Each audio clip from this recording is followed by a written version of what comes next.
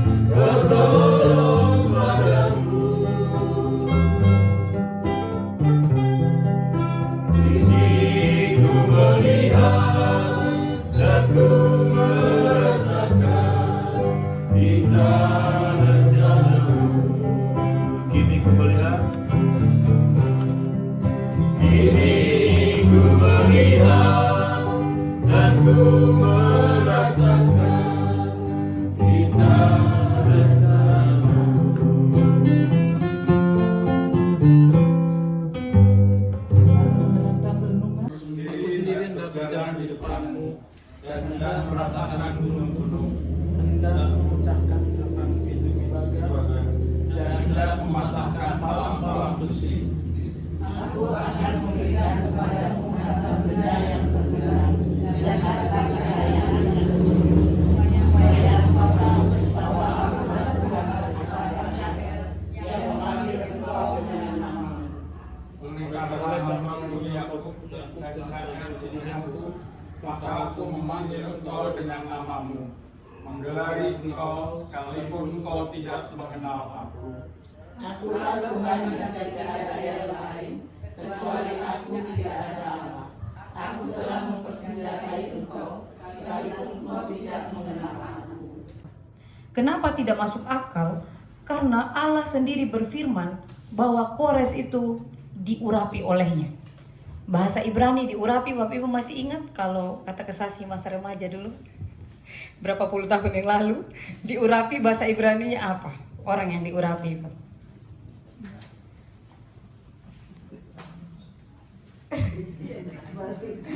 Mesias. Gak malu-malu ya deh. Jadi yang diurapi bahasa Ibrani itu Mesias. Karena itu Kores ini spektakuler. Dia orang yang luar biasa. Satu-satunya orang Yahudi. Dia bukan orang Yahudi, maksudnya dia orang Persia. Satu-satunya orang non Yahudi yang Allah sendiri sebut sebagai Mesias yang diurapi. Diurapi olehku di ayat yang pertama. Orang yang kuurapi. Bagi kita nggak ada masalah karena kita nggak pernah ada di masanya Abraham yang pernah buat perjanjian, masanya Musa yang pernah buat perjanjian bahwa Yahudilah umat perjanjian. Tetapi bagi Israel ini masalah. Satu-satunya orang non Yahudi yang Tuhan urapi. Sedangkan seseorang yang diurapi itu selalu namanya Mesias. Jadi Kores ini Mesias dari luar bangsa Yahudi. Ini luar biasa Bapak Ibu. Nah Kores nanti inilah yang akan Tuhan pakai sebagai alat di dalam tangannya untuk membebaskan bangsa Israel dari perbudakan di Babel. Kores yang akan memimpin, yang akan membebaskan. Dan memang kalau kita cari tahu siapa Kores itu, memang Kores ini adalah pemimpin yang hebat, pemimpin yang luar biasa. Ada banyak bangsa-bangsa yang dia tolong selain orang Yahudi. Kemudian Kores juga selain dia hebat, dia selalu menang ketika berperang. Dia adalah orang yang bijaksana. Kores tidak mengenal Allah yang kita sembah, Allah bisa memakainya. Nah ini puncak dari bulan diakonia adalah itu. Mengapa kita harus terbuka? Kita tidak boleh menutup diri. Karena kadang Allah mengirim bantuan, mengirim pertolongan, mengirim penghiburan justru dari orang-orang yang tidak mengenalnya, tetapi yang hidupnya sama seperti Allah, mengikuti nilai-nilai Allah gitu. Yang kalau bahasa teolog disebut Kristen anonim, tadi saya sebut di awal. Dia tidak dibaptis, dia tidak mengenal siapa Yesus, tapi pola hidup sehari-harinya adalah pola hidup Kristus. Yang terkenal di dunia namanya Gandhi. Kenapa Gandhi nggak mau baptis? Karena katanya orang Kristen hidup bertolak belakang dengan Kristus. Jadi saya nggak mau jadi orang Kristen, tapi saya mau menghidupi nilai Kristus. Ada banyak orang seperti itu. Nah Kores ini salah satunya di dunia kuno. Jadi ini apa ya Bapak Ibu, ini penghiburan buat kita bahwa ketika Tuhan meminta kita menjadi gereja yang terbuka, itu bukan hanya tentang kita yang mau memberi, tetapi gereja yang terbuka adalah terbuka untuk melihat kemahakuasaan Allah, memberi kita pertolongan dari segala penjuru, bahkan yang tidak masuk akal untuk kita. Ini firman dan perenungan untuk kita di akhir bulan diakonia kita pada malam hari ini. Walaupun sudah selesai penghayatannya, tapi seperti kemarin-kemarin kita hidup berdiakonia, selamat untuk terus berdiakonia. Selamat untuk semakin melebarkan lagi sayap dalam berdiakonia. Selamat untuk lebih terbuka lagi di dalam diakonia dengan berlandaskan bahwa Tuhan adalah Allah dari semua orang, bahkan dari orang-orang yang tidak mengenal Dia sekalipun. Amin buat firman Tuhan saat teduh untuk kita.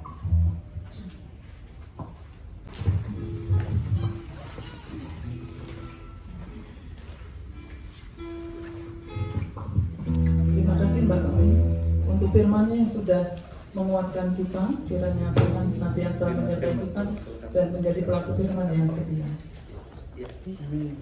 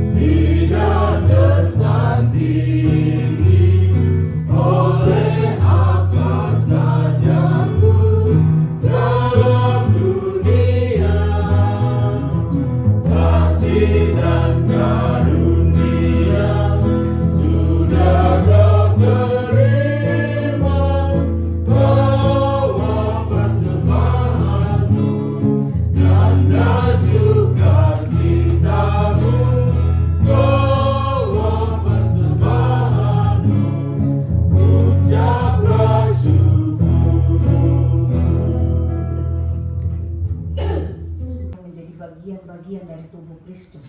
Tuhan adalah kepala gereja dan kami adalah anggotanya. Siapakah kami Tuhan? Kami sungguh bersyukur. Terima kasih Tuhan. Karena itu kami mohon Tuhan terus pakai kami. Mampukan kami untuk mengenal setiap potensi yang Tuhan taruh di dalam hati dan kehidupan kami. Supaya melalui setiap kemampuan yang Tuhan berikan, kami pakai untuk melayani Tuhan melalui jemaat Tuhan di kita. Majelis di dalam hati Tuhan diatur, termasuk guru-guru Injil yang membantu ya Tuhan dari pelayanan. Berkati mereka, pribadi mereka, rumah tangga mereka, pasangan, anak-anak mereka, pekerjaan mereka ya Tuhan. Biarlah mereka boleh melihat ketika mereka memberi diri untuk menjadi hamba Tuhan, mereka telah mengutami Tuhan. Tuhan sendiri akan mengembalikan itu, akan membayar mereka di dalam berkat-berkat pertolongan, penghiburan, hikmah, bahkan di dalam tanda-tanda yang Tuhan berikan dalam kehidupannya. Tuhan, kami juga berdoa untuk komisi-komisi, ada 16 komisi yang memberi diri mereka untuk membangun persekutuan dengan setiap talenta yang mereka miliki Tuhan, yang Tuhan anugerahkan. Kami mohon mari Engkau memberkati supaya melalui 16 komisi yang ada, kami sungguh-sungguh melayani Tuhan melalui talenta yang kami miliki. Nama Tuhan dipuji dan dipermuliakan. Terima kasih Tuhan. Kami berdoa mulai dari pahoman sampai keramat, baik majelis maupun jemaat Tuhan.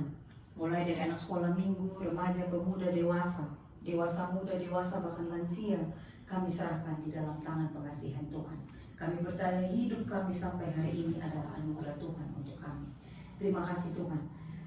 Proses pemendetaan yang masih terus kami gumuli sampai hari ini kami serahkan dalam tangan kasih Tuhan.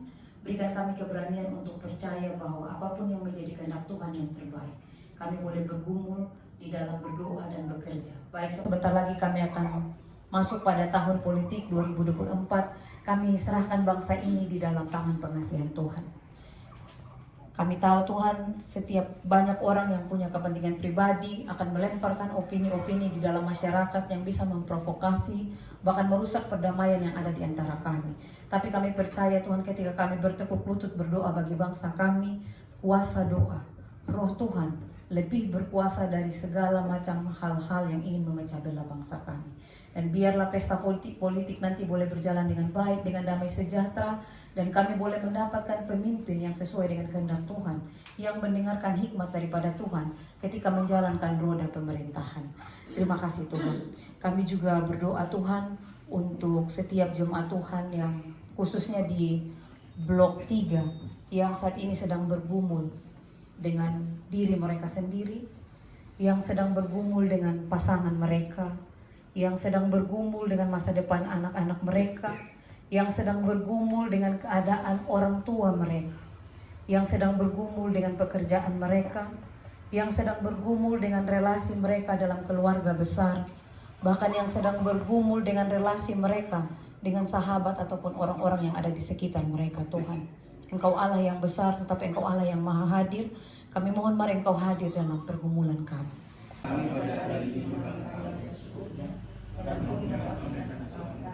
Seperti kami juga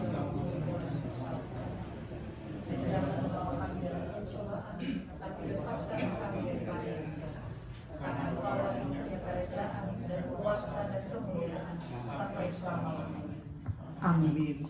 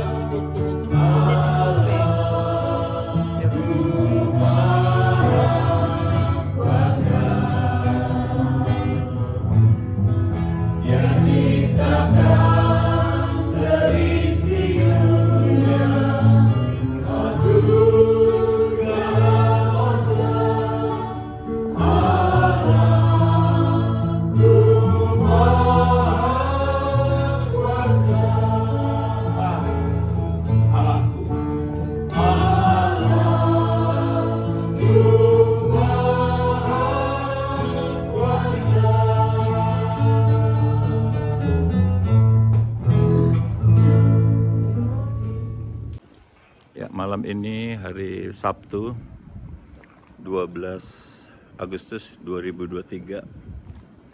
Kami sedang berada di Labuan Ratu, tepatnya di Jalan Pelita nomor 45 nih, Pelita Ujung, di rumahnya Bu Christine. Jadi malam ini ada kegiatan persekutuan doa, kegiatan Blok 3. Tadi sudah selesai kegiatan persekutuan doa dipimpin Mbak Lomi. Kami ngiringi musik dengan Pak Darwito. Nah ini break dulu sebentar, 15-20 menit gitu ya. Nanti lanjut latihan nyanyi, latihan vokal grup untuk HUT RI tanggal 17 Agustus yang akan datang. Itu ada kita parade nyanyi-nyanyi gitu antar blok. Jadi blok 3 ini mau nyanyi lagu apa, katanya Surabaya tuh ya. Kita lihat aja ya ke dalam, oke? Tadi Pak Koko beserta Bu Panca diperkirakan tanggal 13 3 September. Oh, meskipun Pak Moko sebetulnya sudah punya rencana, tapi menurut keterangan beliau nanti ada yang digeser-geser gitu. Tapi yang ini rencana kita sekarang, tapi melihat situasi lagi ya, apakah bisa digeser juga? Itu